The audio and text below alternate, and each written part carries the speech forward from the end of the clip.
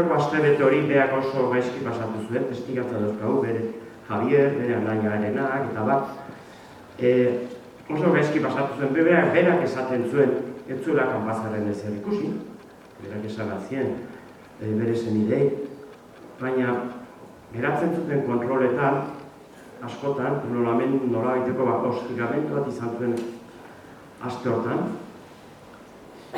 urduri zeuden gizona eta bat, baina guk uste dugu igandean bere heriotza gauza personal bat dela, eta hau dela oinarrizko guardia zibil batek egin zuena.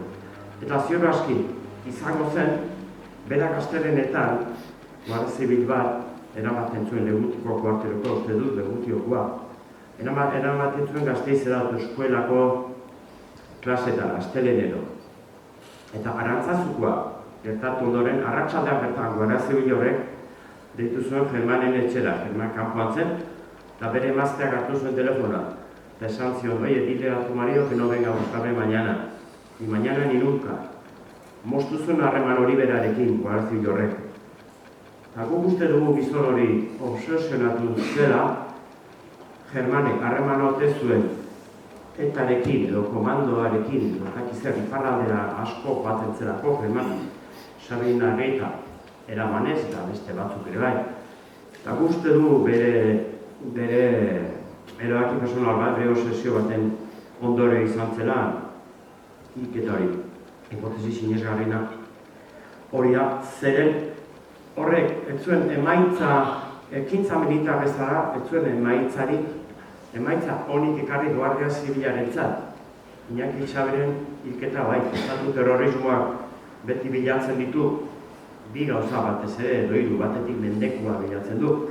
Eta egiten ari hilketa hori horra, beste hilketa batzu hartzea.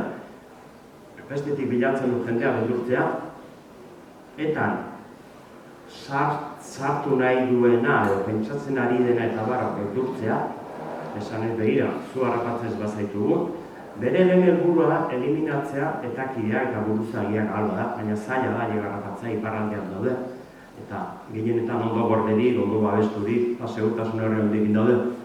Zaila da harrapatzen dute, haien zerideak, haien lagunak, edo haien lagunen negozioa, tabernak, lehergailua hartzen dute, taberna batean, edo denda batean, edo komertzio batean, edo ametrallatzen dute, baserri bat, horako gauza egiten dituzte beldurtzeko.